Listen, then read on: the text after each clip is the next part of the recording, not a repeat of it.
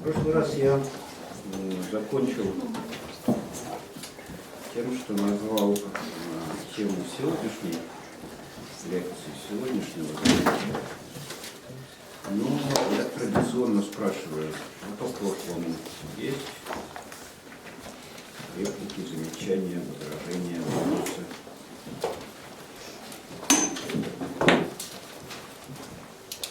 Нету? Ладно. Сегодня будет еще более неуловимое содержание лекции, потому что буду я говорить о том, что так или иначе вам всем знакомо из опыта и практики, но до сих пор не является достаточно разработанным вопросом или темой как в философии, так и в каких-то прикладных дисциплинах. Я буду говорить о технике. Но прежде чем поговорить о технике, я вернусь к своему долгому рассуждению про идею. К сожалению, в гуманитарных дисциплинах, гуманитаристике, рабочий технический аппарат языка, понятийный, категориальный аппарат беднее, чем естественный язык. Вот для естественных наук, для наук о природе, там, наверное, не совсем так. Там как раз естественный язык беднее, чем категориальный аппарат развитых естественных наук, например, физики. Некоторые понятия, категории, объекты физического мира вообще можно сформулировать только в математических формулах или в каких-то схемах или теоретических конструкциях. Тогда как аппарат, категориальный аппарат гуманитарных дисциплин может сильно опаздывать за естественным языком. Потому что то, что составляет предмет интереса гуманитарных наук, так или иначе входит в практику, жизнь людей с древних времен, но с трудом схватывается в понимании, объяснений. И вот, скажем, если мы возьмем древнейшие категории, которыми пользуется наука, против три аристотелевских категорий: вещь, свойства, отношения, мы вроде бы понимаем, что этими тремя категориями можно почти все многообразие, опять же, вещей, да, в этом мире схватить. Но если мы говорим о таких, и с помощью подлежащих обозначаем такие вещи, как любовь, дружба, то мы не можем эти вещи, поскольку они обозначаются подлежащими, показать пальцами или еще как-нибудь вживую, пощупать и так далее. Дружба существует только в отношении или в отношениях чего-то с чем-то. То есть какие-то объекты, вещи появляются как результат отношений других вещей. И только потом, появившись, они могут становиться предметом интереса наблюдателя, теоретика, того, кто пытается это понять. И, соответственно, когда они становятся предметом интереса, для них нужно построить какое-то понятие, сделать их каким-то объектом, чтобы начать рассматривать уже в их свойствах, отношениях и так далее. И вот, когда мы имеем дело с такого рода вторичными, третичными объектами, которые конструируются, которые не даны сами по себе ни в ощущениях, ни даже в каких-то умозрениях непосредственно. Для них нужно выстроить соответствующую систему. Систему из элементов, связей, отношений. И они как системное проявление потом появляются.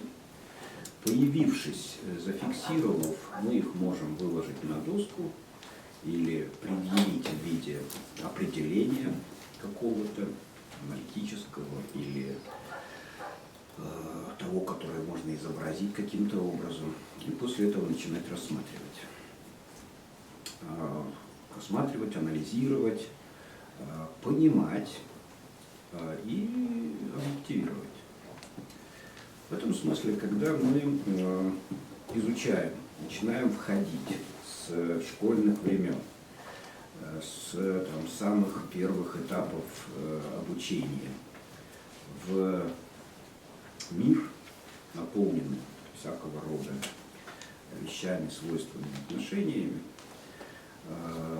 для того, чтобы мы могли что-то понимать, нам сначала предъявляют вещи, которые мы можем схватить органолептически, и в этом смысле можем не сомневаться в их существовании. Потом на вот этом непосредственно данном объекте могут разворачиваться какие-то технические конструкции. А что делать, если объекты, вот такие как даже любовь или дружба, или что-то еще подобное, к чему относится, например, и уже поднадоевший, наверное, вам в моем рассказе город и демократия, что делать с такими объектами, которые появляются как результат эмерджентности системы, то есть того, что появляется только в системе и схватывается именно в умозрении. Для этого нужно пытаться удерживать всю эту систему элементов, которые непосредственно даны, которые мы можем чувствовать так или иначе, затем связывать эти элементы между собой, удерживать их в нашем сознании, в памяти, в понимании, и потом на удержании пытаться делать их самих объектов, из них самих объекты. Объекты, то есть то, что может становиться частью мира, частью описания мира, в котором мы живем. Наверное, я слишком замороченно это попытался рассказать, но еще раз апеллируя к тому, что я уже рассказывал, я напомню, что идею я задавал, такую вещь, как идея, я задавал на несовпадении объемов и содержания понятий, которые используются в логических суждениях один раз в качестве субъекта логического суждения, а другой раз в качестве предиката. И вот это вот как раз несовпадение, попадая в поле нашего внимания, и рождает подозрение, что за этим несовпадением стоит что-то существующее, существенное, что ускользает как от наших чувств, так и от нашего непосредственного рассудочного отношения, если мы не удерживаем все вот эти вот планы. И в качестве таких идей, или вот такой идеи, несовпадающей, как фиксации несовпадения объема и содержания понятий, употребляемых в качестве субъекта и предиката логического суждения, для рассмотрения техники я бы предложил идею тела. Почему тело и в чем смысл вот этой идеи тела для обсуждения техники? Владимир, прежде чем вы перейдете непосредственно к технике, хотелось бы уяснить вот такой вопрос.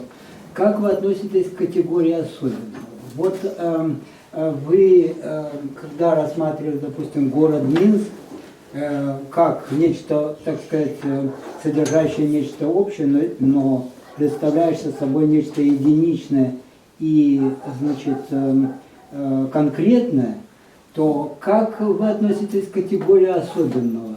Что оно описывает, какие реальности за ним стоят? Ведь если мы, допустим, возьмем только категории единичного и общего, но не будем рассматривать категорию особенного, то получится, что общее есть нечто такое виртуальное. Значит, между тем, если мы возьмем как третью категорию особенность, то получается, что общее в вещах так же реально, как сами вещи. Вот суть моего вопроса. Ну, вы возвращаете тем самым меня к тому, что я пытался обсуждать на прошлой лекции, как проблематику современного номинализма и реализма. Да. Конечно. Поэтому я могу отвечать вам несколько раз на этот, казалось бы, простой вопрос. Первый ответ. К особенному я отношусь хорошо. Более того, оно как раз, с моей точки зрения, обозначение выделения особенного, есть характеристика, организующая такую интеллектуальную функцию, как внимание. На общем мы, как правило, не концентрируем своего внимания. А внимание привлекает именно особенное. При этом особенное схватывалось еще в аристотелевской силлогистике как дифференция специфики, как то, что отличает единичные объекты от общеродовых каких-то объектов. Иное дело, что схоласты, разбираясь с этим, вынуждены были выделять помимо генус проприум или общего в объектах и дифференция специфика, то есть особенного в единичных объектах, они вынуждены были выделять такие вещи, как субстанция объектов и акциденция. То есть даже особенное может быть субстанцией каких-то вещей. И если мы способны в своем умозрении зафиксировать особенность как субстанцию вещи, мы эту вещь выделяем из ряда родовых общностей каких-то, делаем ее совершенно самостоятельно. Эта процедура вообще достаточно сложна, потому что когда мы вообще разбираемся с этим миром в его конкретных, единичных или часто встречающихся проявлениях, мы вынуждены прибегать к целому ряду процедур, мыслительных, интеллектуальных процедур, которые очень плохо отрефлектированы. Ну, скажем, вся логика, вся теория построена на обсуждении, изучении общих явлений. Когда мы, скажем, занимаемся урбанистикой, то наш интерес, наше внимание направлено на города. Но, будучи направленными на города, мы имеем дело всегда с тем, что является общим для Десны, Борисова и Минска.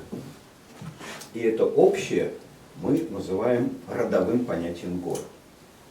При этом каждый из этих городов отличается кучей особенностей.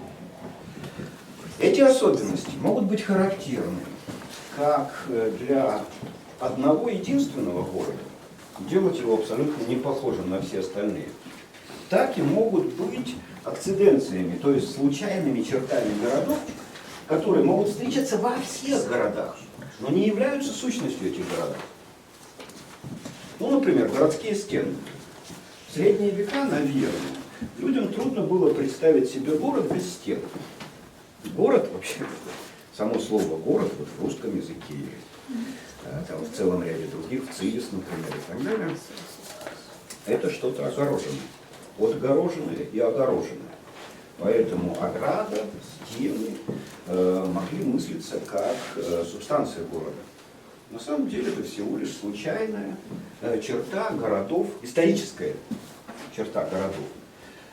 После некоторого периода стены исчезли или города вышли за пределы стен и уже новых стен не строили. Поэтому всякий раз, когда мы обсуждаем особенное и общее, нам нужно пытаться выяснить.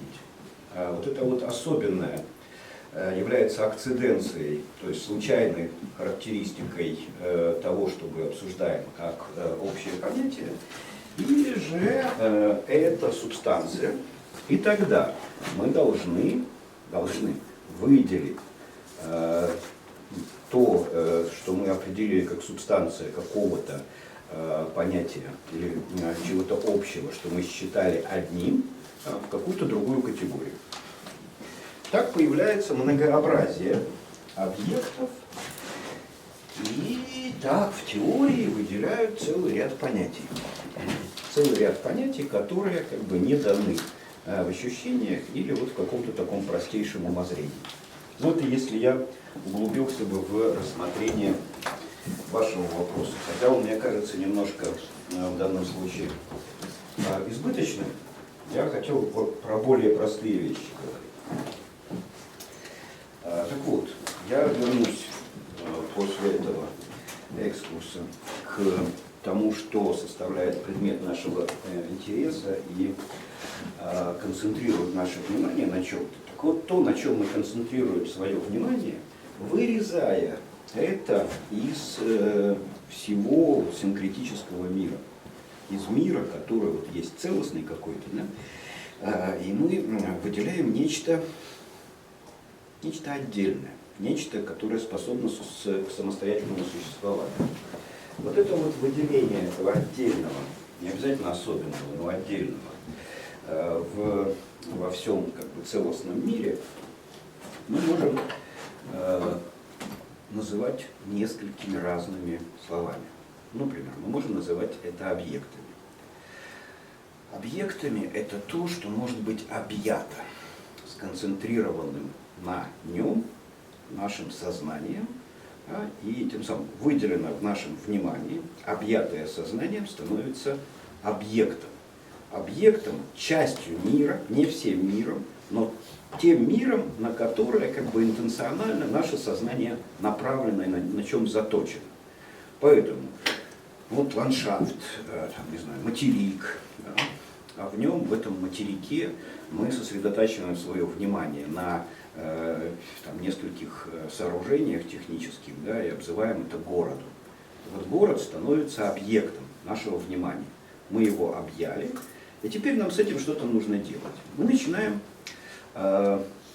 иметь дело не просто с непосредственно данным в ощущениях объектом как вещью. Мы пытаемся его осмыслить, пытаемся его понять.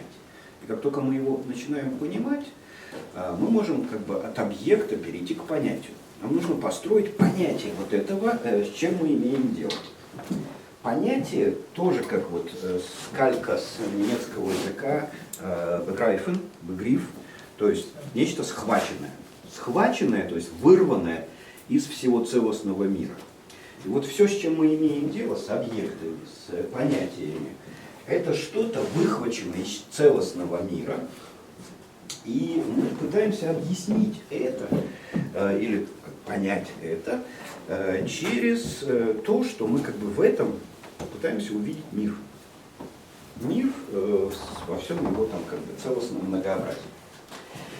И объекты, и понятия, как то, что выхвачено из целостного мира, становятся теоретическими конструкциями. Теоретическими, то есть теми, которые мы объясняем, описываем, понимаем, ну а потом с этим можно что-то делать. И вот в выхватывании объектов как таковых, схватывание, выхватывание состоит первая процедура сознания или первая интеллектуальная процедура, которую мы проделываем. Потом, когда мы переходим от выхваченного чего-то к понятию, мы осуществляем абстрагирование. То есть отрываемся от непосредственно данного нам в ощущениях или в умозрениях чего-то к обобщению его. То есть мы делаем это из единичного что-то общее, и уже в этом сочетании единичного и общего ищем, что же как бы общего присутствует вот в этом единичном, описываем это общее. То есть производим абстрагирование, после чего идеализацию. И только после того, как мы произвели идеализацию, то есть отбросили случайные черты, мы начинаем описывать или как бы фиксировать суть того, что мы схватили. И эту суть, ну как бы, или еще как-то, мы уже и называем объектом. Этот объект мы можем класть на доску и учить ему школьников, студентов, ну или вас. И вот сейчас я попытаюсь поучить вас технике. Или рассказать о технике. Что мы знаем про технику? Когда мы начинаем рассуждать про технику, наше внимание, вот эти вот первичные процедуры интеллектуальные, сосредоточены на каких-то, ну, скажем, вырванных, вычлененных из природы организованностях природных, которые не могли бы существовать сами по себе без нашего деятельностного к ним отношения. Понятно вот это? Ну, то есть, когда вы видите камеру, которая вот меня сейчас снимает, вы, наверное, однозначно можете сказать, да, это относится не к природе. Эта штука не возникла сама по себе в процессе там какой-то эволюции, она сделана. Сделана с привлечением всей энергетики мышления, интеллекта, сознания, воли, приложенного к природным материалам, из которых слеплена вот эта вот конструкция.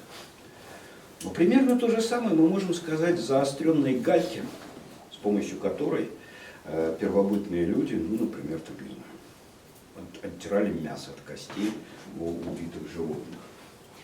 И когда там антропологи пытаются зафиксировать появление первого человека в естественной истории, они ищут не столько особенности костей, черепов там, или еще чего-то в археологических или палеонтологических останках.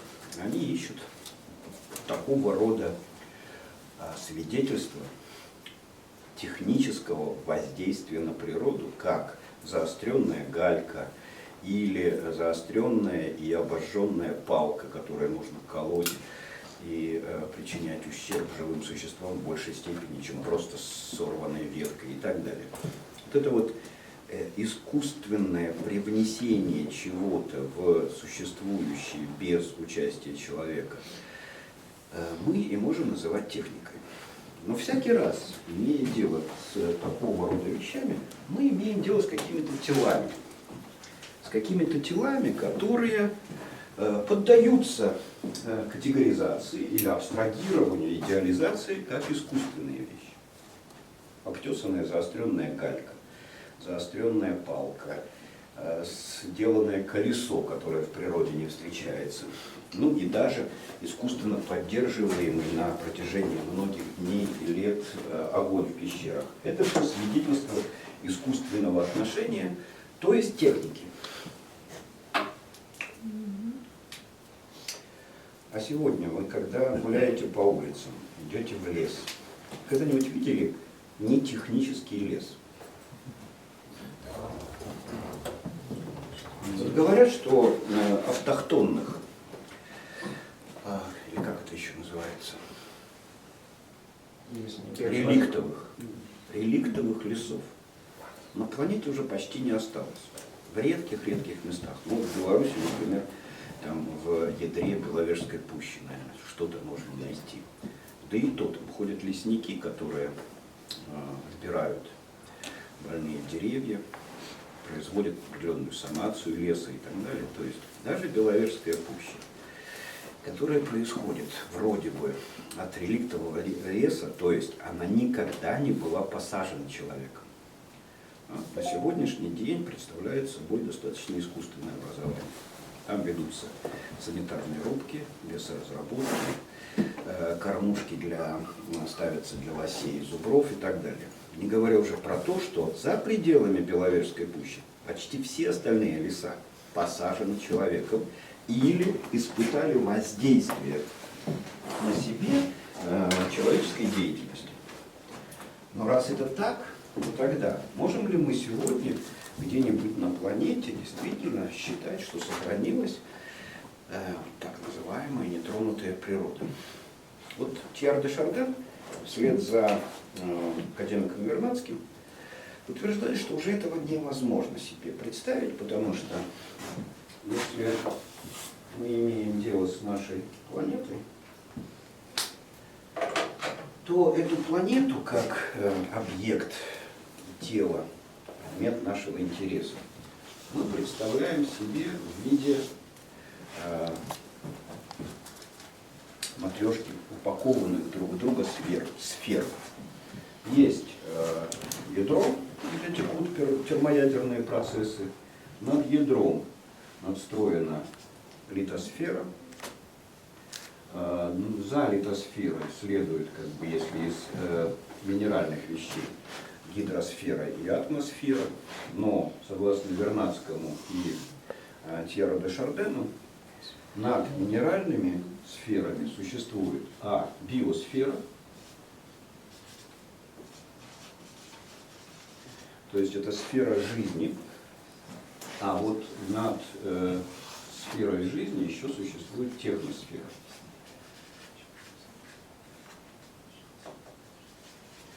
Техносфера и, по Вернадскому, техносфера является геологическим образованием, объемлющим нашу планету. Геологическим, то есть меняющим и преобразующим все остальные сферы. Точно так же, как то, что мы наблюдаем сегодня как природные явления, когда-то были созданы жизнью, поэтому, скажем, наука геология, изучающая вроде бы минеральное строение планеты Земли, на самом деле пользуется периодизацией, заимствованной из биологии.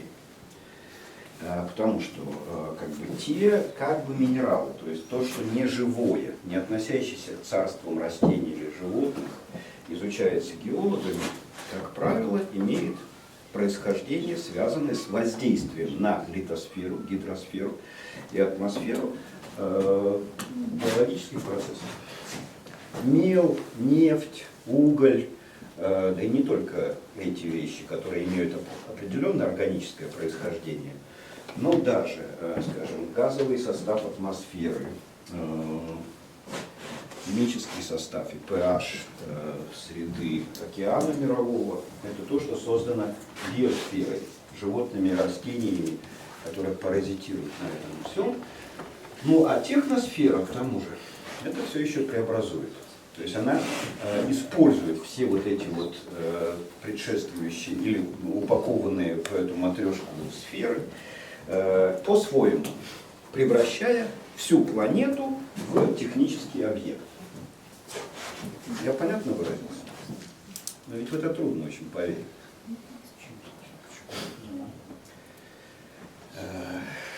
Ну, если вам легко, значит вы другого поколения.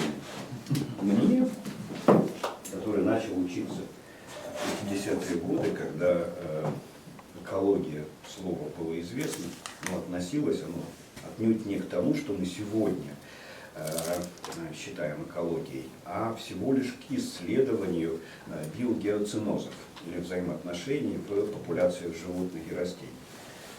И только потом экология стала мировоззрением, в котором вот такое представление о воздействии техносферы на все остальные оболочки Земли является распространенным. Это изменение мировоззрения произошло на моей памяти. То есть я начинал учиться в доэкологическую эпоху, а заканчиваю уже в постэкологическую эпоху, и поэтому мне вот эти все вещи кажутся достаточно революционными. Несмотря на то, что представление о техносфере, техносфере введено было еще в 20-е годы 20 века, то есть почти 100 лет назад. Да? Маленький вопрос. Значит, глобальное потепление сейчас большинство ученых относят к техносфере. А ряд геологов считает, что это просто значит, периодически значит, пульсирующий результат пульсирующих значит, воздействий со стороны глубоких слоев, геологических слоев, раскаленных, так сказать, идущих из самого ядра Земли. Ваше мнение? Я как бы не имею мнения на этот счет, потому что я знаю о существовании этих двух мнений, оба из которых, с моей точки зрения, являются достаточно обоснованными. И будучи достаточно обоснованными, они составляют традиционную диалектическую пару – тезис и антитезис. При всем при том, что и то, и другое в очень большой степени доказуемо. При всем при том, ни один из адептов одного и другого мнения не сможет сказать, что доказательства его тезиса фальсифицируют, ну или приводят к абсурду противоположный тезис. Согласен. В результате мы не можем, при наличии этих двух тезисов, говорю я, было бы головотяпством, признание существования этих двух тезисов, было бы головотяпством становиться на одну из позиций. Но смотрите, как, значит, какие меры принимаются на глобальном масштабе сейчас, или пытаются, так сказать, исходя исключительно из тех... Сейчас. Значит, смотрите, если меры принимаются, это говорит о том, что как бы там ни было, какова бы ни была причина глобального потепления, решать ее пытаются технически. Вот и все. Да. Я как представитель экологического сообщества хотела бы внести очень маленькую ремарку. Дело в том, что, может быть, геологи и спорят, но климатологи уже не спорят. И то есть люди, которые выявили изменение климата как объект, то, о чем вы говорите. Климатологи, они как бы старше геологов? Климатологи, это, тут нет такой градации, старше, младше, это отдельные ученые. Как бы это, у них есть свой объект исследования, это климат. Есть вот еще они... британские ученые, так? Понятно. Владимир Владимирович, ладно, я не буду с вами при таком Ну так смотрите, ученые, а ученые что, не люди? Просто те, которые занимаются вопросом, они уже не спорят. А вот если люди, которые не занимаются, они, да, возможно, если и спорят. Не спорят. То есть уже договорились. Значит, они уже на кладбище. Значит, они уже не сомневаются, значит, не мыслят, значит, не живут. Ну, ради бога. Каждый при своем. Ну что значит каждый при своем? До тех пор, пока климатологи не уничтожат всех геологов, которые имеют другую Геологи точку не зрения. разбираются в вопросе. Вот тебе раз Изменение интересно. климата. Вот тебе раз. Я тоже не разбираюсь в вопросе, однако вот рассказываю вам. Смотрите, с чем я спорю? Рассказывайте. С чем я спорю? Вот с чем я спорю сейчас? С тем, что нельзя не спорить. Итак, Вы- Кривицкий Вот попытался втянуть меня в дурной спор. Занять одну из позиций, занять позицию в пользу одного из мнений, про которое я знаю, что и то мнение доказуемо, и то мнение доказуемо. М? Тогда почему я должен, как идиот, занимать партийную позицию? Потому что она партийная. Понимаете? Партийная в естественной науке. А в естественной науке партийность присуща только нацистам и большевикам. Я не согласна с этим. Почему здесь? Причем здесь партия? А потому что здесь пока- нет ни идеологии, здесь есть как бы доказательства. Доказательства Особенно есть и в пользу того, и в пользу другого мнения. Да. Правильно. То есть что, в области климата все согласились с Да. единой точкой? Климатологи, люди, которые изучают, опять же, ну вот вы же говорите сейчас про то, что выделяется объект из целостного мира, охватывает его вниманием. И Вы хотите сказать? я говорю про тех людей, которые выхватили себе объект, как климат, изменение климата, и изучили его. И как бы и у них нет никаких сомнений. Они доказали, что, Нет что он сомнения в том, сейчас что не- теплее. Нет. А почему Давайте мы теплее? не будем идти в эти Люди тонкости. Какие тонкости? Какие тонкости? Теплее, там где-то теплее. Вот смотрите, что меня просто- раздражает во всех Да, экологах, ты- блин, да? Там Потому что где-то идеологическую, теплее. партийную позицию Нет. они пытаются выдавать за А истину. меня раздражает дилетантство всех остальных геологов, филологов, еще кого-то, которые пытаются рассуждать о том, да. в чем они не разбираются. Нет, Из-за подождите. этого и возникают споры. Подождите. И здесь Если, нет ничего если я, от например, науки. был бы судьей, а не геологом и не климатологом, приходит человек и говорит: я геолог, здрасте. Да? Я знаю, что Земля, планета земная, как бы, да, подвержена разного рода космическим и прочим влияниям. Иногда меняется ось вращения, иногда меняется, например, солнечная радиация на Землю, да? Иногда меняются процессы в ядре. Это ведет не к регулярным, но циклическим изменениям климата на планете. Вы это будете оспаривать?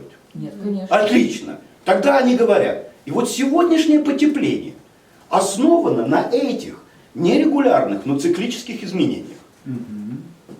Что тут спорить? Ну это же очевидная вещь. С этим как бы никто не Здесь спорит. с этим Какие никто процессы не идут, спорит, но да. одновременно идут андропогенные процессы, которых до этого не наблюдалось. Ну, конечно. Последнее стоит, Ну, конечно, ну, конечно. парниковых газов, как Ну, конечно. никогда раньше. Ну конечно. Но эти говорят, что как бы циклические процессы циклическими процессами. И если мы возьмем циклические процессы, наложим на сетку времени, да, то сегодня у нас должно было бы быть оледенение, а не потепление. А потепление, соответственно, как бы возникает из-за хозяйственной деятельности людей, то есть техносферное происхождение. Изменения должны быть, но никогда не изменялся климат так быстро. И это ведет к катастрофе. Это вот это Никогда прекрасно. не было того, что сегодня. Всегда что-то новое появляется. Тоже мне, блин. Убедите меня, я так не хочу катастрофу. Нет, Убедите вот меня как в бы другом. только глупостями не занимайтесь, пожалуйста. И не отвергайте очевидно. Не отвергаете. А я не отвергаю. Поэтому, смотрите, я не повелся на предложение Кривицкого занять одну из позиций. А Катя повелась. Ну, они все ведутся. Сейчас съезжаются в Париж, понимаешь, и голосованием Да. устанавливают истину. Вот то и дело. Ну, зачем вы говорите о том, в чем вы не были свидетелем? И я тоже не разбираюсь. Я не правда. Мы с вами сейчас Вот здесь это- занимаемся ерундой. Вот это и хорошо. Нет, не ерундой, мы философией занимаемся. Ну ладно. Кто чем, Владимир Владимирович? Что вы философией? А я вот тоже серьезно. Так я могу продолжать. Извините. Так вот, при наличии тезиса и антитезиса, то есть геологов и климатологов, парижан и вот меня, нам нельзя занимать ни одну из позиций. А нам нужно найти синтезис.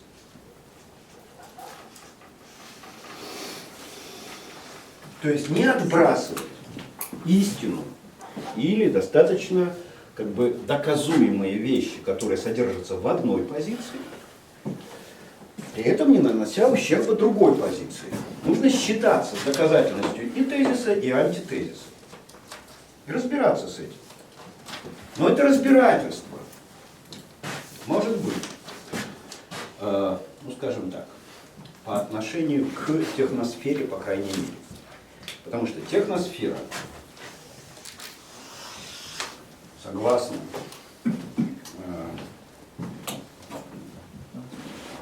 просто не подберу хорошего слова, согласно инерции рассуждения Вернадского, так, наверное, самое точное, не является последней сферой геологического устройства нашей планеты. над техносферой есть ноосфера.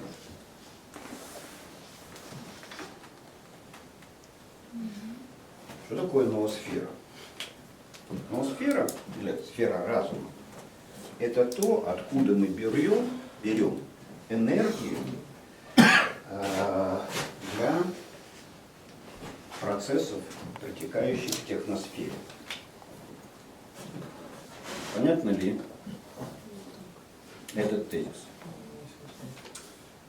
Мы же не энергию, а вектор. Не, непонятно. Непонятно. Проще сказать непонятно. Отлично. Вот пока это непонятно, ну, в таком непонятном виде это и оставим. Сейчас будем подходить к тому, чтобы приобрести средства, инструменты для того, чтобы это было понятно.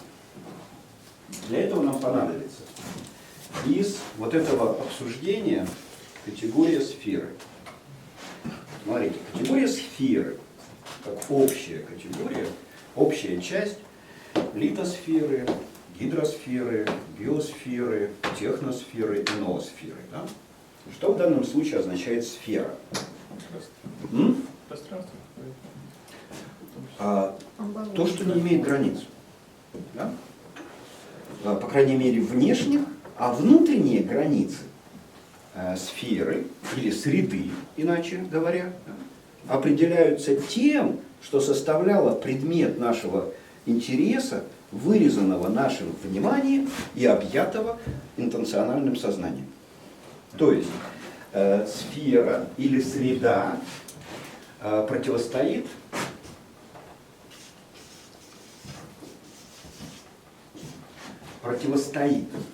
тому, что имеет границы, отделяющие ее от всей этой вот среды, сферы там и так далее. И вот это вот мы можем называть телом, объектом, понятием.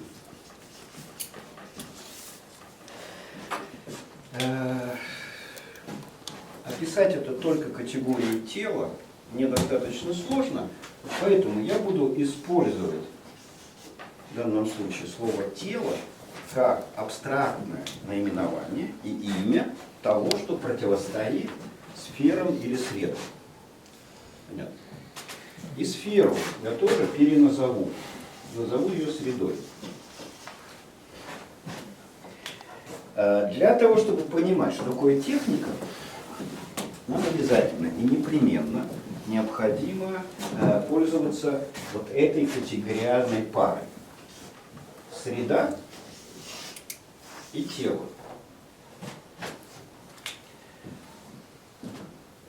Скажите, пожалуйста, кто та зараза, которая отопила атмосферу и привела к глобальному потеплению? В рамках вот того тезиса, которого придерживаются геологи. Кого привлечь к суду и посадить на 15 суток за это. Ну или оштрафовать, согласно Киотскому протоколу.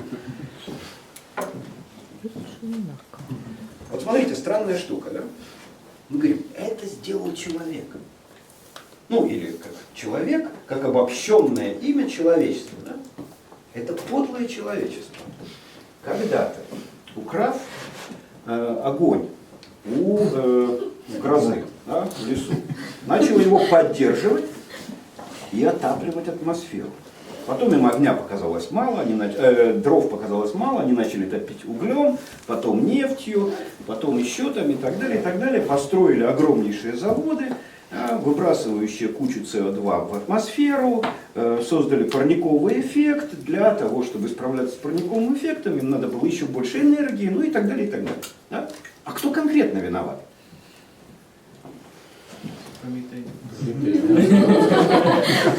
Это правильно. Это правильно, между прочим. Потому что Прометей — это такая фигура трикстера, мифологическое объяснение того, с чего началось грехопадение человека. То есть выхода его из естественного состояния, да, вступление на путь искусственного преобразования Земли. Да, но при этом человек, когда он поддался прометеевской вот этой вот фигне, стал поддерживать огонь, он этого не хотел. если его теперь вызвать в суд, он скажет, да я, блин, ребята, я-то вообще хотел как бы мамонта жарить. Да? Вот этого я точно не хотел, я не виноват поэтому. Из-за мамонта.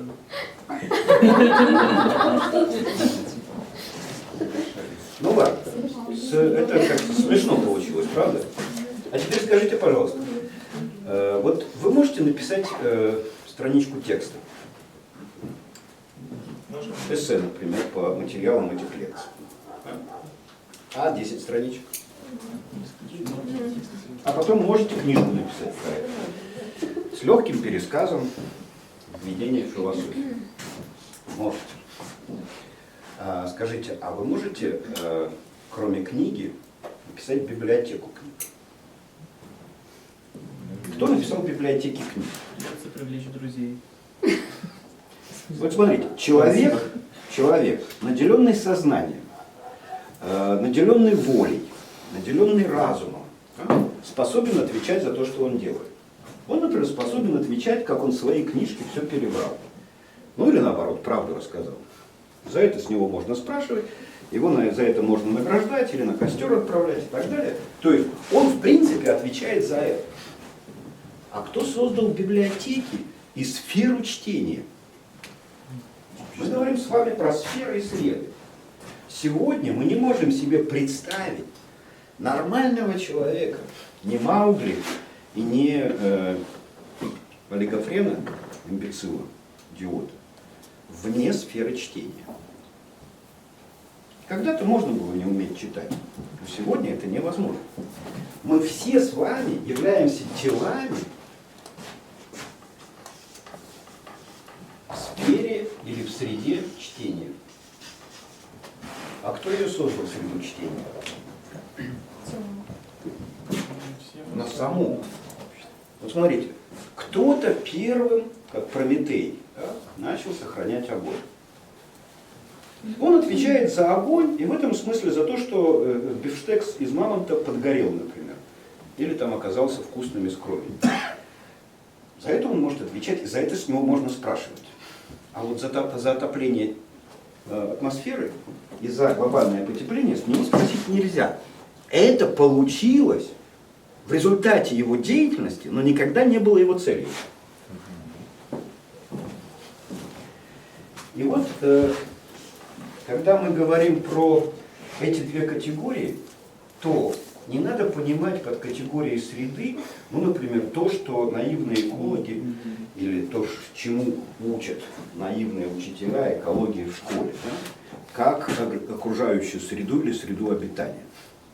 Среда или сфера – это то, что никогда не может быть местом цели сознания человека. А место цели появляется в категории, которая оппонирует среде, то есть в телах. Тела – это то, что, на чем могут сосредотачиваться наши цели. И в этом смысле они являются сложным продуктом нашего разума. Сначала внимание, то есть вот в целостном, генерализованном мире наше внимание вырезает нечто. Потом мы с помощью абстрагирования, идеализации, объективации превращаем это в понятия, объекты схематизируемые или в тела. Тела, на которые может быть направлено уже не только наше внимание и наше сознание, но к этому можно приложить наши руки. То есть мы можем начинать с этим что-то делать. Владимир, а можно ли говорить о существовании информосферы Земли? Ну, конечно, можно. Обязательно. Я про это и на этом остановился. Когда я сказал про ноосферу, это про это. Но пока мы еще как бы, было непонятно, да? Потому что, смотрите, вопрос задал, понятно или непонятно, следующего порядка, если вы еще помните. Я спросил, понятно ли, что ноосфера нам обязательно нужна для того, чтобы придать энергию техносфере по предотвращению, например, того, чего боится Катя, глобального потепления. Мне сказали, непонятно. Вот я туда и двигаюсь. Да? А как быть с телесностью информосферы? Теперь еще раз. Тела – это это не то, что можно пощупать. Тела – это то, что можно объять интенциональностью сознания. То, что можно понять нашим логическим разумом, схватить фотографию. Да? Тела – это то, на что может быть направлена наша воля. Тела – это то, чему мы можем приписать категорию цели. И поэтому телом может быть дружба, о которой я говорил в начале. Если мы можем ее сделать таковой, если мы можем ее объявить целью. Построить соответствующие отношения. Совершенно верно. И теперь я говорю, смотрите, я опять напомню про реликтовые леса и нетронутую природу. Понимаете, та окружающая среда, которой начали учить экологи в 20-30-е годы, а потом в 70-е годы, когда это вошло уже в школьные учебники и так далее, перестала быть средой. На наших глазах происходит обращение среды, то, что раньше было средой и не могло быть местом цели, как для древних людей, которые начали поддерживать огонь в пещерах. Глобальное потепление не могло быть целью. Они вообще не могли ничего с атмосферой сделать. Сегодня атмосфера или все предшествующие, или упакованные в техносферу сферы планеты Земля становятся телом. Понятная идея? Они начинают становиться местом наших целей. Вот когда в индустриальную эпоху, 19 век, массово по всей Европе начали строить заводы. Для того, чтобы строить заводы, нужно было выкопать из планеты, из недр кучу угля, потом добыть кучу нефти. Для того, чтобы это делать, нужно было обучить кучу людей, безграмотных крестьян, грамоте и привить им элементарные рабочие навыки. С привитием элементарных рабочих навыков у этих людей растут потребности. Им уже нужна, понимаете, вода из крана, которая течет, а не бегать за 3 километра от заводского там, этого микрорайона в речку за водой. Так далее. Растут потребности, нужно все больше и больше угля там, и так далее. Но те люди, которые проводили индустриализацию, и буржуазия, капиталисты, и рабочие, которые хотели получить работу, да еще причем работать не 14 часов в сутки, а всего лишь 8 и так далее, все они не хотели глобального потепления, но все они его делали. Потому что тогда среда, атмосфера и так далее было средой. Средой, которую нельзя себе представить как место цели человечества. И вот человечество развивается. И атмосфера, ну или уже климат, то есть все естественные процессы на планете начинают становиться для нас местом цели. Становясь для нас местом цели, мы начинаем понимать тогда, что это уже не какая-то среда, не имеющая границ. Нам надо взять ее границы. Взять эти границы, обозначить. И эти границы не только пространственные, но и временные. Не только пространственно-временные или хронотопные, но еще и идеализированные границы. Идеализированные, то есть границы в понятии, развлечениях, идеях и так далее. То есть мы в своем человеческом уме, в сознании или в коллективном человеческом мышлении превращаем планету, бывшую до поры до времени средой нашего обитания, в тело, становящееся предметом нашей заботы и местом наших целей. Так, лучше как? Хорошо. Теперь понятно, что для того, чтобы превратить это все в тело, ограничить его, потому что, понимаете, вот как там у Стругацких, когда речь героя, дорвавшегося до комнаты из золотого шара, да, кричал: «Счастье всем сразу, пусть никто не уйдет обиженным». Вот цели так не формулируются.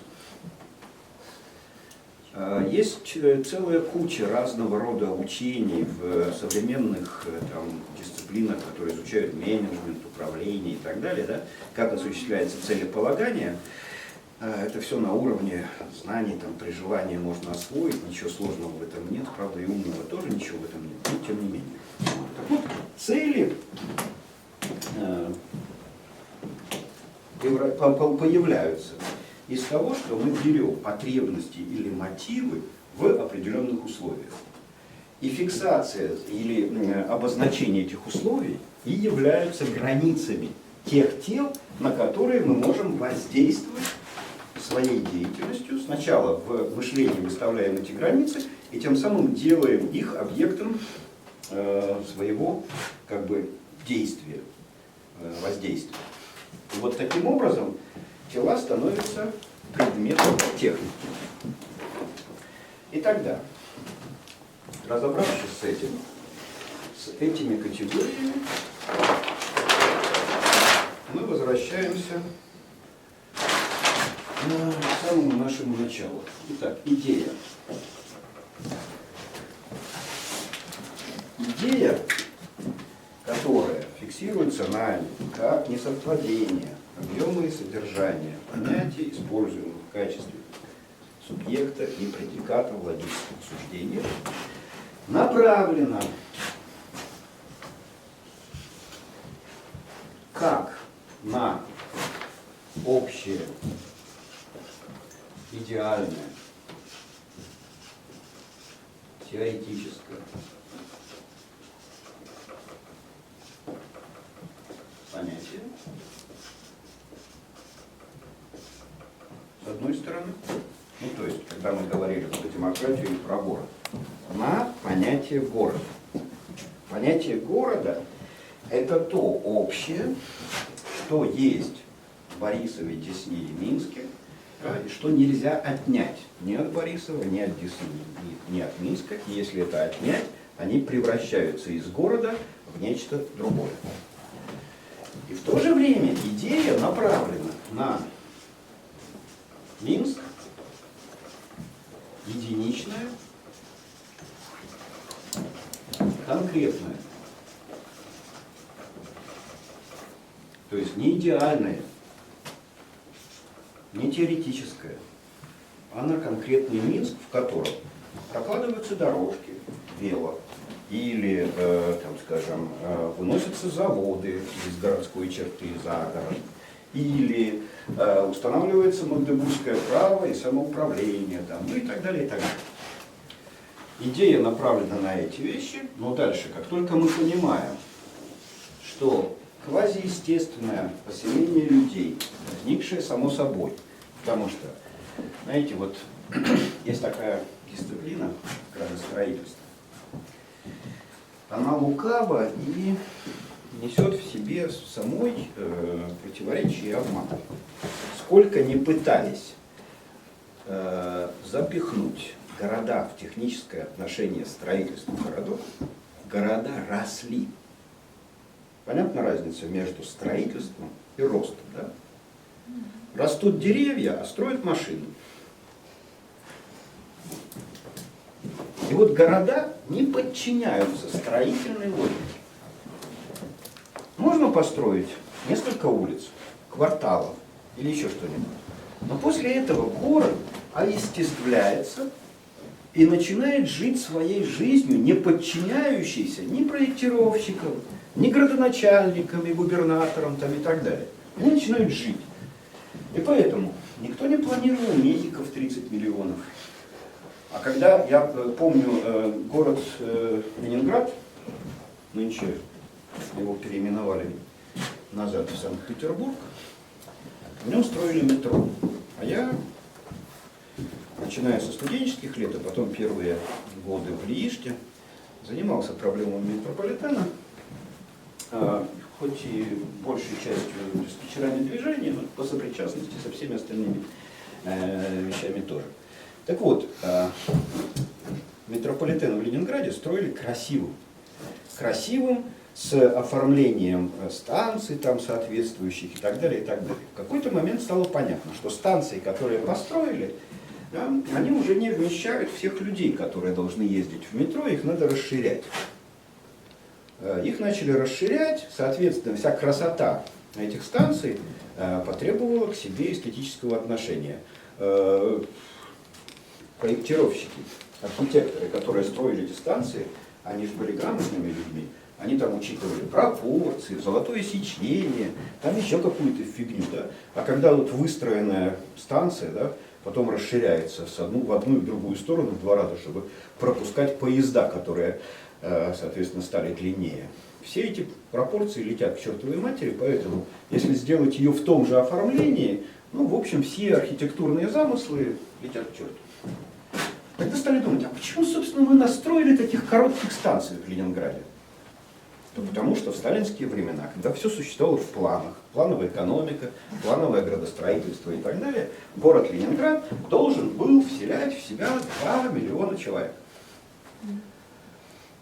Когда стали заботиться о том, что пропускная способность станции уже недостаточно, в городе Ленинграде жило 4,5 миллиона. Откуда взялись еще 2,5 миллиона? Это в плановом советском хозяйстве. Никто не знает. Само почти так же, как глобальное потепление. Никто не хотел, а оно само появилось. Поэтому, когда мы имеем дело вот с такого рода идеями, которые направлены на конкретные вещи, с одной стороны, и на общие вещи, с другой стороны, мы понимаем, что вот эта направленность идей не может быть разорвана, как вектор в одном направлении, в другом. Это двуединство. Или, как говорят схоласты, это первая и вторая интенция одного и того же. И если мы идею... К сожалению, мне пора, до свидания. Сочетаем или сочленяем с вместилищем внимания, воли, целеполагания и так далее, сознанием. Назовем это так, сознанием. То оно тоже, в свою очередь, двунаправленно. Двунаправленно и направлено оно, с одной стороны, на тела, и направленность сознания на тела, составляющая, собственно, предмет технического знания, технического сознания, технического образования, технического отношения. Мы знаем, как делать машины, колеса, атомные электростанции, там, и так далее, и так далее. Мы это знаем, мы это умеем, и все, что мы знаем и умеем, когда-то становилось нашей целью. До того, как стать целью, мы выделяли это через свои интеллектуальные функции, процессы во вниманию как тела, и с телами мы можем делать все, что захотим. На сегодняшний день то, что стало предметом технического отношения, то есть тела, в общем техническом развитии, привело нас до так называемого технократического беспредела. В общем, уже почти не осталось в мире тел, которые имеют теоретическое объяснение, то есть они схвачены как понятия, расписаны на объектно-онтологической доске как объекты, с которыми мы бы не могли проделывать преобразований, почти фантастических. Да? То есть мы можем создавать искусственные материалы, мы можем вмешиваться уже в субатомные процессы, мы можем заниматься генной инженерией, мы можем фактически взять под контроль и пытаться сохранять бразильскую сельву, африканские джунгли,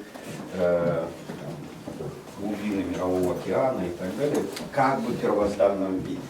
Все, что становится телами, подлежит затем теоретическому осмыслению и разработке технических приемов, с помощью которых мы начинаем властвовать над этими телами, но при этом мы совершенно не отвечаем за то, что проявляется в этой второй интенции Первая интенция и вторая интенция, которая направлена на среду.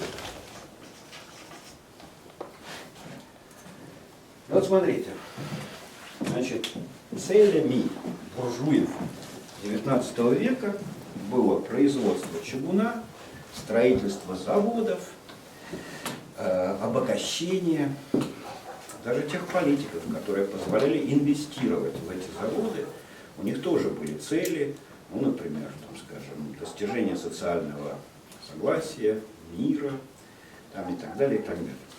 Все это мы умели делать и знали, как это делать на уровне разного рода технических отношений. Например, организации школы, организации вузов, трипартийских отношений, урегулирования трудовых споров там, и так далее, и так далее. Мы это все делали, да, не обращая внимания на все, что тем самым одновременно загаживали среду, да, отапливали атмосферу, вызывали парниковый эффект и так далее. Это оставалось вне поля внимания не только отдельного человека, но и человеческой мысли. Ни климатологи, ни геологи, ни британские ученые тогда не предупреждали, что это произойдет. И это было нормально, потому что всякий раз наше любое действие, да, имеет вот эти два вектора или две вот этих интенций. Одна из них направлена на то, что мы вычленили в своем сознании себе как цель,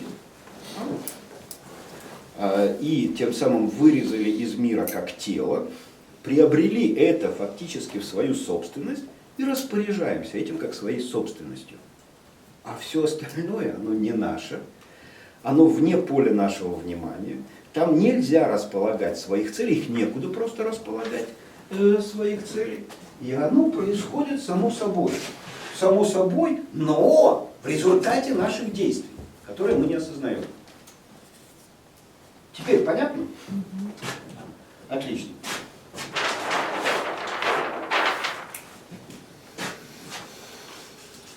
И как только это было осознано, осознавалось это двумя, если хотите, разными способами.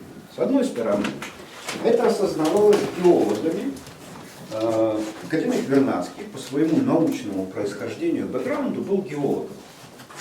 Будучи геологом, он не только изучал прошлые геологические наслоения, но и пытался представить себе, что будет происходить с сегодняшними геологическими изменениями, да, когда, там, скажем, из глубин выкачиваются сотни миллионов тонн нефти. А что будет там? Он, в принципе, уже тогда, в 20-е годы, мог следить за состоянием атмосферы. В этом смысле колебания процентов углекислого газа, там, инертных газов в атмосфере уже поддавались, ну, если хотите, мониторингу. Еще, может быть, не оценки, но мониторинг уже был возможен. И Вернадский не мог не задаваться вопросом, а к чему это все приведет. Да? Тогда он говорит, ага, техносфера воздействует на все предшествующие сферы. Фантасты, писатели-фантасты, которые отнюдь не были учеными, они, вот, собирая, как Катя, непрофессионалы-дилетанты, собирая ошметки всякой информации про геологию, там, мониторинг атмосферы и так далее, нифига себе. Да? И тут у них фантазия. Вернадский же не может себе позволить фантазировать, он же академик. Да? Он должен опираться на позитивные знания, а фантастам-то кто запретит? И тогда они сочиняют, например, Беляев, продавец воздуха. Что такое продавец воздуха? Он пытается себе вообразить вообще, к чему приведет это отравление атмосферы. Что там представляет? В принципе, он жил в России, в Советском Союзе, где, в общем, особо экологических тогда проблем вроде бы и не было. Да? Но он мог съездить, например, на Донбасс. Когда уже Донбасс был, и уже достаточно отравленный. Как бы, да? А если бы он еще съездил в такое место, как Рур, в Западной Германии, да, то он бы или сходил бы искупаться в Темзу в Лондоне. Он бы это обнаружил даже не в фантазии, а живьем. Как бы, да? Поэтому фантасты начали сочинять разного рода антиутопии, в которых вот такое неконтролируемое развитие атмосферы и производство техники, техносферы, приведет к тому, Ну, что они тоже знали, и, в общем, то, что можно себе описать в позитивном виде. Это, скажем, формы жизнедеятельности грибков или дрожжей. Что такое дрожжи?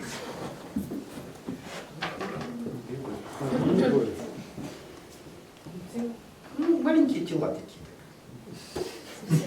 Яйца, да? Они живут в какой-то среде. Да? Они из этой среды берут себе вещества для пропитания и туда же в среду поставляют продукты своей жизнедеятельности. Да? Но среды обитания грибков ограничены.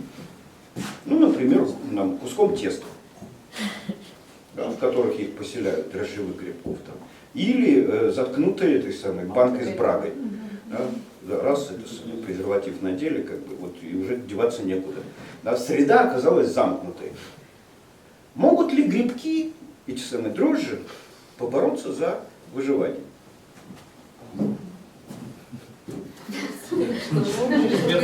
Если бы они сообразили, да, они бы сказали, ну, надо презерватив, которым заткнута наша продукция, так мы выживем. Понимаете? Но это же сообразить надо, а грибки не соображают. Да? А где живет писатель-фантаст Беляев, который в своем воображении представил себе, до чего дойдет техносфера, и в этом смысле предупредил, что мы все помрем. Он еще не знал, где дырочку проткнуть. Но то, что мы все помрем, он уже предупреждает. Предупредил. И тут как бы, и где что происходит? Заводы перестали строить после этого? Нет. Киотский протокол даже не сочинили. Да? То есть, что делать? Все уже представили себе, прочитав эти ужасы как бы фантастов, да? Что-нибудь происходит в это время? Вот Вернадский говорит, интересно. Ему-то фантазировать нельзя, в отличие от фантастов. Говорит, если я это понимаю, потому что если Беляев или там фантасты, прогнозирующие антиутопические ужасы, берут это из исследований ученых, ну только додумывают, дофантазируют, довоображают себе, да? То ученым ведь тоже никто не запрещает читать фантастов и натхняться какими-то идеями. А когда они натхняются идеями фантастов, они где в этой планете находятся? Техносфера уже для них стала превращаться в тело. Да? То есть они еще не умели управлять техносферой, но они уже ее начали ограничивать. Они начали ее превращать в тот объект, да, который может стать целью человеческой деятельности. Это не сразу происходит. Десятилетия на это уходят. Десятилетия. Но для того, чтобы эти десятилетия были потрачены не впустую, нужно найти место, где процессы, которые текут в это время, да, которые нельзя разместить в самой техносфере и в биосфере, могут протекать. Говорит тогда Вернадский, я же еще сфера разума. Понимаете? Если технику мы можем пощупать и увидеть клубы дыма из заводских труб, да? Это мы можем видеть. А как ноосферу увидеть?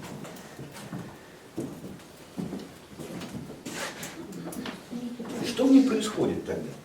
Вот сжигание углеводородов, оно происходит в биосфере, б, в техносфере. Да? Что? Мыслью. Надо выйти в объемную сферу и оттуда... И вот ноосфера появляется как объемлющая сфера, откуда можно брать энергию для преобразования техносфер. А что за энергия такая, которая не видна и не ощущается? Вы помните, когда жил Вернадский? Начало 20-го. Ну, он, в общем, в 40-х годах где-то помер, да, но идею техносферы и ноосферы он придумал, в 20-е годы. даже, может, чуть раньше, потому что в 20-е годы этой идеей уже заболел Тьяр де Шарден, который подхватил у Вернадского эту штуку и развил ее вне геологии. Для Вернадского идея ноосферы возникла как объемлющая система для техносферы, которую он мог обнаружить позитивно. Да? Но Вернадский не знал, что делать с техносферой, он геолог. А Тьяр де Шарден начал об этом думать. Додумал это, правда, Аурелио Бичелли потом, через 50 лет почти. Да? Но это как бы отдельный разговор. Каким образом Римский клуб вышел на техническое действие по отношению к тому телу, которым является техносфера. Но сейчас нас интересует следующее. Итак, Вернадский должен был, скажем, на кончике пера, гипотетически предположить наличие более объемлющей сферы для техносферы, но не владея гуманитарными представлениями, он не мог наполнить ее, ограничить ее каким-то образом, так, превратить ее в тело. То есть что делать с этим? Да? Что делать? Чем занимался Вернадский? Вернадский был назначен президентом Украинской академии наук. И был в Киеве главой всей науки. Он мог что-то сделать с наукой. Наука попадает в техносферу? Да.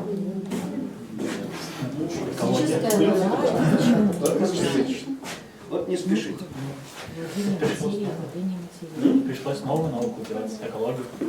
Вот смотрите, в советское время, да, перед наукой ставилась задача повышения производительности труда и эффективности народного хозяйства. Поэтому наука мыслилась вслед за позитивистами XIX века как производительная сила общества. И тогда соответствующие управляющие действия были направлены на науку.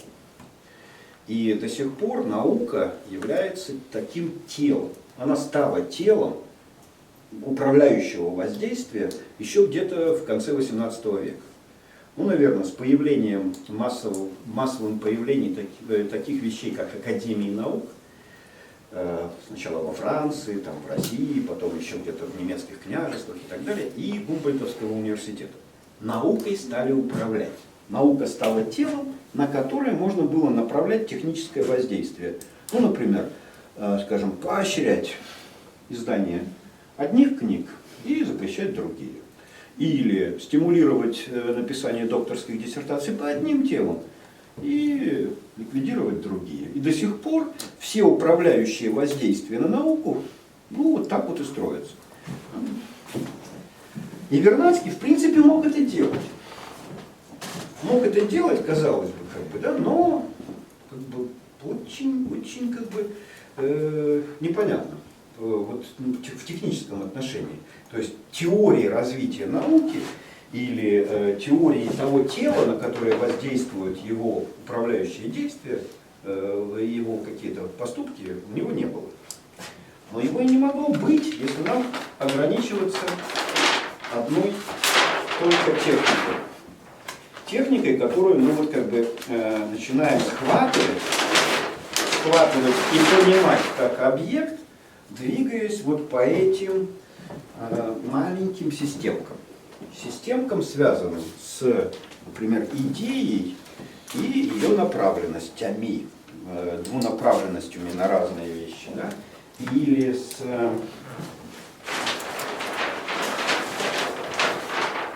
сознанием, тоже с этими двумя схоластическими интенциями на тела и на среды. Нужно было осмыслить или понять технику не как самостоятельный объект, самостоятельное тело или, скажем так, монопольную деятельность, но попробовать представить технику саму по себе как одну из интенций. И вот это техническая интенция направленная на тела как осознанно, организованно, спланировано, и неосознанно, не спланировано, и в этом смысле безответственно на среды, дополняется философией, которая точно так же направлена на понятие,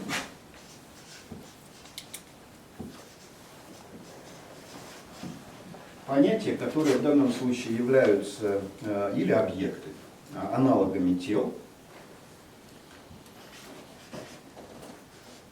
и куда еще. Но прежде чем куда еще, я зафиксирую вот эту штуку. Значит, сама по себе философия и техника являются продуктами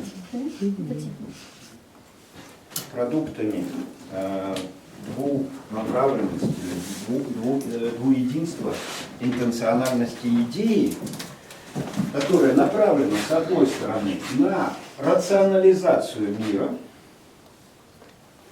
Первая интенция рационализации мира. Ну, то есть, что значит рационализация мира? Мы понимаем, например, что КПД, сжигание угля, там, меньше, чем КПД сжигания нефти, и вреда от этого больше.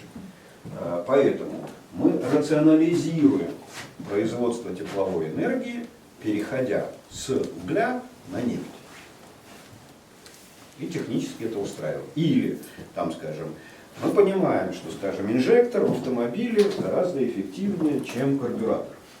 И начинаем направлять туда свои усилия, да, совершенствовать инжекторы, там, изобретать технику и так далее, и так далее. Мы понимаем, например, что возможности аналоговых вычислительных систем ограничены, и поэтому начинаем направлять свои усилия на разработку дигитальных, цифровых вычислительных машин, и тем самым приводим к информационной революции в мире вычислительной техники и так далее. Но одновременно с этим у нас существует вторая интенция рационализации. Нам нужно привести в порядок понятия, категории, схемы, логические конструкции. Потому что никакие цифровые технологии невозможны без развития математики. А математику надо развивать. А не только математику, но и там, логику, и соответствующие какие-то дисциплины и так далее. Да?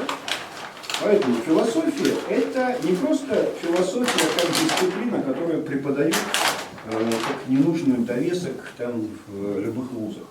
Философия – это рядоположная и равноправная с техникой интенция идеи или сознания на рационализацию мира мышления или теоретического мира. То есть помните, вот когда я говорил про идею, да, идея города, это значит, нам надо совершенствовать, разрабатывать все более глубокое и правильное представление о городе как таковом. С другой стороны, нам надо приводить город Минск в соответствии с тем, что есть нормальный город. Знаете, какое место в рейтинге европейских городов занимает Минск? Это и среди померенных, из тех, которых мерили. Да? Вот. То есть мы где-то в хвосте. В Минске там работы технической конь не валялся. Нам вообще делать и делать Минск похожим на город настоящий. Но чтобы делать его настоящим городом, нам надо иметь понятие города. Понятие. Иначе мы сделаем удобную деревню, или там, не знаю, воинское поселение, еще что-нибудь военизировать. Философия – это рядоположная технике интенция, направленная на рационализацию той части мира, которая относится к идеальному, а не телесному. Это догматическое полагание философии. То есть тут философия я называю не то, что в учебниках философии пишется, да, А это то, что равно технике в ее отношении к миру. Ну, отлично. Но если с техникой мы разобрались, с двумя интенциями техники, да, направленностью на тела, первая интенция, осознанная, четкая, подлежащая планам, там, где можно ставить и решать задачи, где существуют правильные ответы. То есть студентам можно задавать задания, а потом проверять, правильно они это сделали или неправильно. Ничего подобного в средовом взаимодействии нет и быть не может. На среду мы действуем неосознанно, несознательно и так далее. Но тогда скажите, пожалуйста, если вот так к этому относиться и остаться на уровне техники, значит, отравление окружающей среды, что бы ни становилось этой средой. Вот сегодня мы, например, уже понимаем, что среда стала, ну, то есть атмосфера, да, из среды превратилась в тело, в объект нашего внимания, интереса, место цели и так далее. Мы даже, наверное, зная способности человеческой фантазии, творчества, изобретем какую-нибудь херню, если будем следовать Орхусской конвенции, совещаться, договариваться, обсуждать. Мы что-нибудь придумаем, чтобы спасти планету от неминуемой катастрофы. Да? Не сразу, может 10 лет пройдет, 20 лет еще пройдет, но тем не менее, мы из этого выкарабкаемся. Отлично. Но выкарабкавшись из этой среды, из этой угрозы для среды, которая стала телом, что мы будем с другими средами делать? Потому что тела, они всегда в каких-то средах живут. Представьте себе, что для того, чтобы привлечь энергию для предотвращения глобального потепления, нам понадобится черпать энергию из космоса. Значит, в ближайшее время мы просто-напросто начнем загаживать космос. Мы уже начали это делать. Кстати, да. То есть, понимаете, не бывает тел без сред. Если планета, атмосфера стала телом, где-то опять появилась среда. И где-то опять отказывает как бы способность нашего разума понимать, а что же, какие последствия несет на себе наша деятельность, направленная на эти тела. Так, понятно? Выход в деградацию. Абстрактное мышление какое-то. Нет, деградация это реально. А мы можем не телами мыслить? Ну, в смысле, другой какой-то путь есть? Чтобы ухватывать сразу и среду заодно. Знаете, вот у меня есть статейка такая, вроде юрническая, я вообще все юрническое пишу. Недавно я тут прочитал, что британские ученые, ну это как раз из Америки, открыли, что,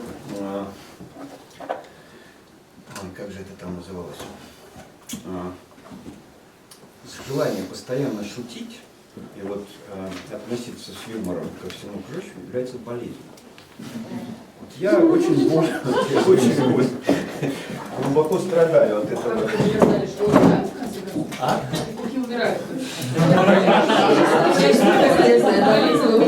Некоторые такие нет.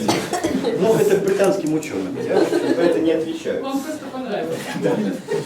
Да, так вот, я как бы очень многие вещи, до которых додумываюсь, поскольку я не фантаст-писатель и не академик Вернадский, да, я могу себе позволить, в общем, и сочетать и воображение, и факты какие-то.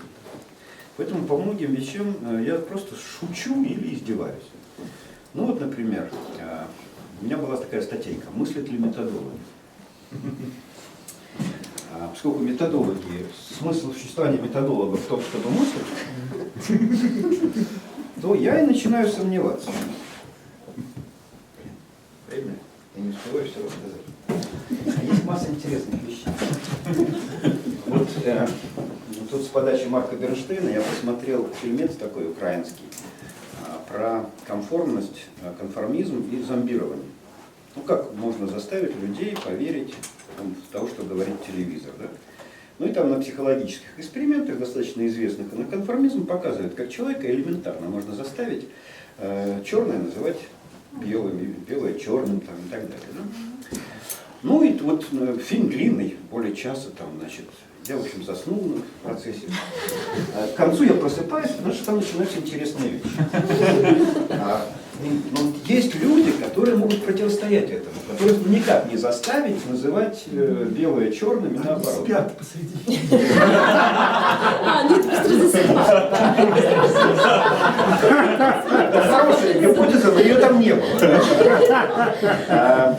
Там была первая гипотеза, не гипотеза точнее, а как бы они даже это показывают, да, что вот интеллект, способность думать, самостоятельность мышления, критицизм, да, вот мысли, они делают человека более устойчивым к вот этому зомбированию. Но для этого надо как-то развивать теоретическое мышление, там, готовиться. То есть чем в этом смысле выше это дело, то тем как бы устойчивее. Но потом они тут же показывают, что в принципе это все обходится тоже. Цепляются уже за эмоционально шкурные вещи. Ну, например, стоит человеку показать, что он круче других, так, зацепить его за тщеславие, и от его способности интеллекта противостоять зомбированию ничего не остается. Как бы. Но дальше они говорят следующее. Ага, но смотрите, какая вещь. Если человеку показать, что он в чем-то чемпион, превосходит других, другие на него не смогут действовать. То есть амбиции человека и осознание того, что он крутой, позволяет противостоять давлению толпы. Я говорю, о, да, как классно вообще.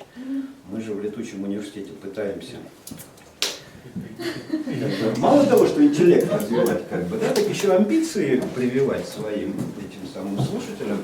Это значит, что они ватниками этими самыми не станут, и, в общем, под гипноз средств массовой информации не попадут. А потом дальше там совсем интересная штука происходит. А?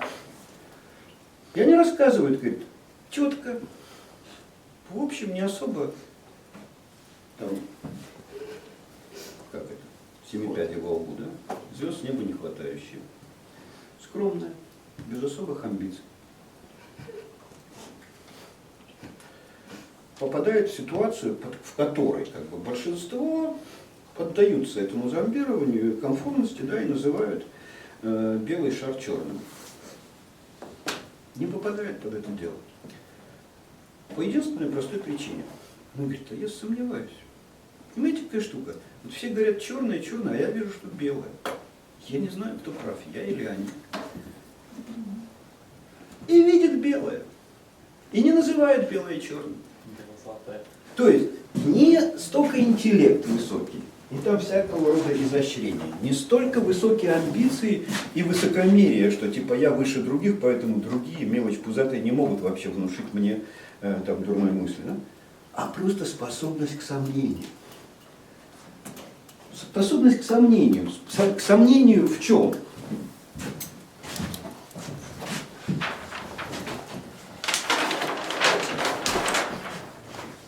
В том общем, да, абстрактном, идеальном, что мы получаем через опыт и знания других людей, которые нам это сообщают.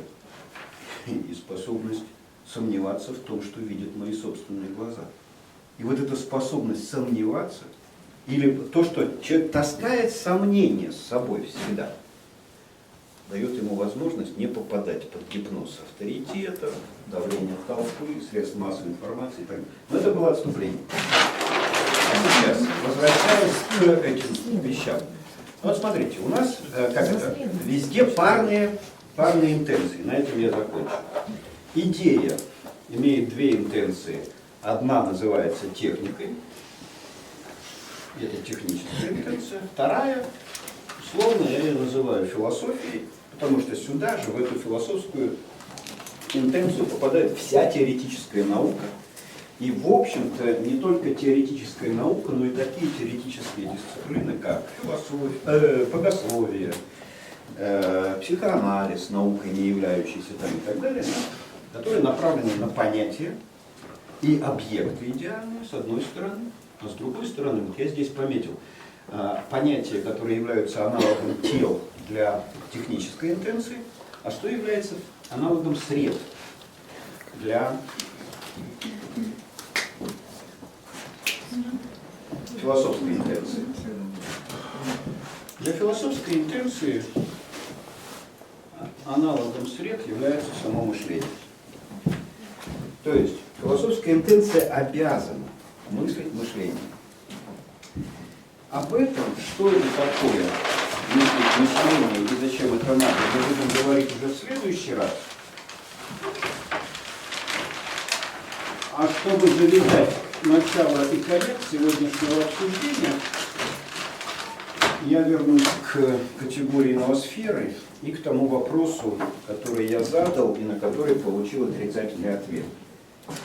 Понятно ли, каким образом для преобразования техносферы нам нужно брать энергию из окружающей техносферу среды, то есть из ноосферы. И для того, чтобы это понять, нужно понимать как бы вот эти вот проблемы метаболизма и проблемы, не проблемы, просто сами по себе проблемы метаболизма, то есть обмена веществом, энергией, информацией тел и сред между собой или системы с метасистемами, но еще и то, что то, с чем обмениваются тела или системы с метасистемами, в качестве субстанции должно быть положено определенным образом. А вот то, что это энергия, например, вещество или информация, это является акциденциями, то есть случайными состояниями этого обмена. И тогда в ноосфере нет никакой энергии, такой же или аналогичной той, которая есть в термодинамических системах или в материальных системах. Техносфера питается энергией информации, вот про что Кривицкий спрашивал перед уходом, да? Но для того, чтобы осознать родство или тождественность информации и энергии вот на этом уровне, нам надо разбираться с мышлением как таковым. И ошибки, то есть философской интенцией,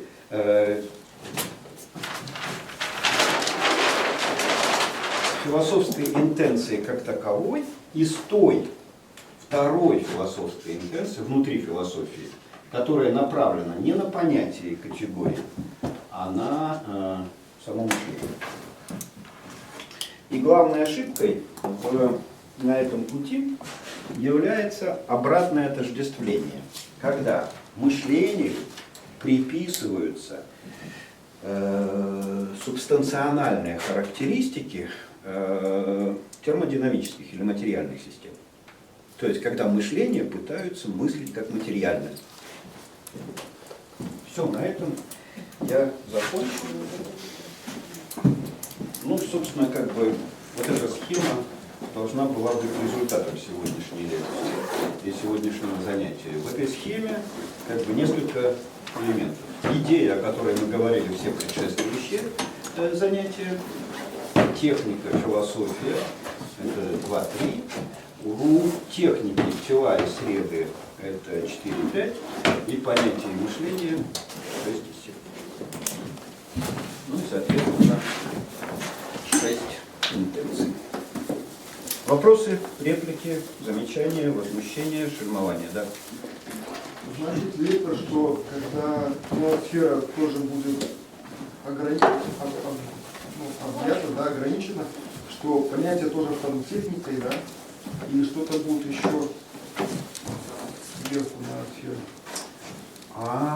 Тут ведь какая штука, да? Или ноосфера это последнее? Нет, последнего ничего не бывает. Тут в этом смысле я не знаю, что будет. Более того, я ведь не знаю, будет ли то, что будет, продолжением того, что я говорю. Это может быть какая-то линия человеческого мышления, которая мне неизвестна сегодня, да, существует подспудно, даст толчок к развитию будущего мышления, а не то, что я развиваю. В этом смысле я не могу ни за что поручиться, да, но там другая, вот то, что я понимаю, если развивается вот эта интенция, да, и вот эта вот линия, то ноосфера сама по себе не является целой. Мы просто не знаем, что там. Поэтому там еще куча подсфер в самой ноосфере будет. Да. В этом смысле мы продолжаем изучение ну, скажем, планеты, да? Ну, не только планеты, но и всего материального мира, ну, или мира, описываемого термодинамическими системами. А как только мы понимаем, что мир описывается термодинамическими системами, мы понимаем, что экологическая тепловая смерть Вселенной неизбежна. И все экологи со всеми тараканами, как бы, да, это просто арьергардные бои дрожжевых грибов, которые так и не могут проткнуть этот самый презерватив или выбраться за пределы куска теста. Да? Вот. Поэтому, пока мы не разберемся с взаимообращением информации и энергии, пока мы не разберемся с устройством уже не ноосферы, потому что ноосфера – это гипотеза Вернадского применительно к геологическому устройству Земли. Я ее использовал как модель. Мышление в этом смысле не нуждается в замыкании только на планету Землю. В этом смысле это могут быть любые другие объекты. Да? Вот. И поэтому, конечно, ноосфера не последняя штука, да? Но в каком направлении будет идти развитие? Скорее вглубь, чем вширь. Да? То есть покрытие ноосферы еще чем-нибудь. Или просто разотождествление этих вещей. Вы помните, когда я начинал вам говорить про вот этот вот способ работы сознания, да? То есть сначала мы концентрируем внимание на чем-то, вырезаем из всего мира что-то, да? Что еще не является знанием, но является только идеей, которую мы ловим как раз согласование объема и содержания понятия в качестве субъекта и предиката логических суждений. Поймали рассогласование и начинаем с ним разбираться. Вот ноосфера для Вернадского была тем местом рассогласования. Да? Он понимал, что если я про техносферу как геологическую силу понял, но если я это понял, все, мы обречены умереть на планете. Не сегодня, конечно, но чем больше большевики будут расширять сферу социализма, да, тем быстрее побьют. Это Вернадский хорошо понимал. Поэтому, чтобы сохранить оптимизм, он придумывает ноосферу. Придумывает как ответ на противоречие. Вот. Но, понимаете, все попытки, сегодня ведутся попытки найти ответ на противоречие. Вот это главное экологическое противоречие, связанное с тепловой смертью Вселенной и законами термодинамики. Да? Где та метасистема, из которой можно черпать энергию для сохранения того, что становится системой, телом, объятым нашей деятельностью, нашим мышлением. Пригожин с его с энергетикой, например, да, это детская попытка отменить законы термодинамики через самоактивность хаоса. Да? С этим можно разбираться, но уже как бы в теоретико-информационных подходах или вот в термодинамических подходах. Идея Клевицкого, которую он развивает, примерно точно такая же, связанная с мотивационными там, ядрами в материи, там еще что-то такое придумывает в своем этом глобальном эволюционизме. Но это та же самая попытка закрыть глаза на термодинамическую правду. Вот.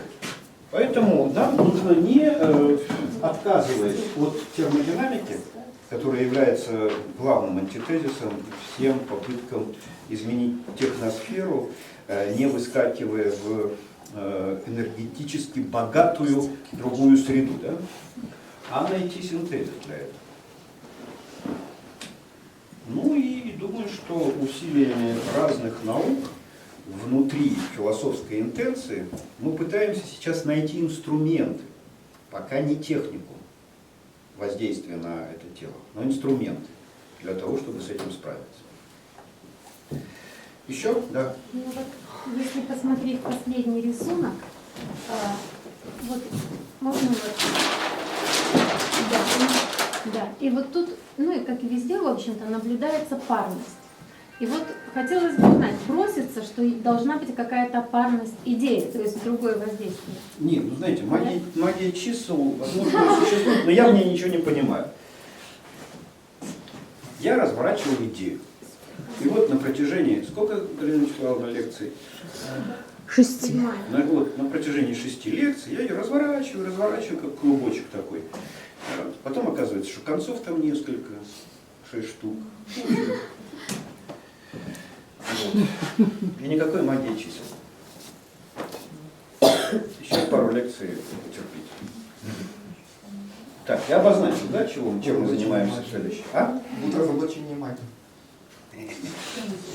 Нет, мы занимаемся второй интенцией в интенции философской, как бы направленной на мышление, то есть начинаем обсуждать мышление как понятие, категорию, объект, ну и отчасти тела. Хотя отчасти, потому что все-таки это световая. Пока световая категория. Все, спасибо.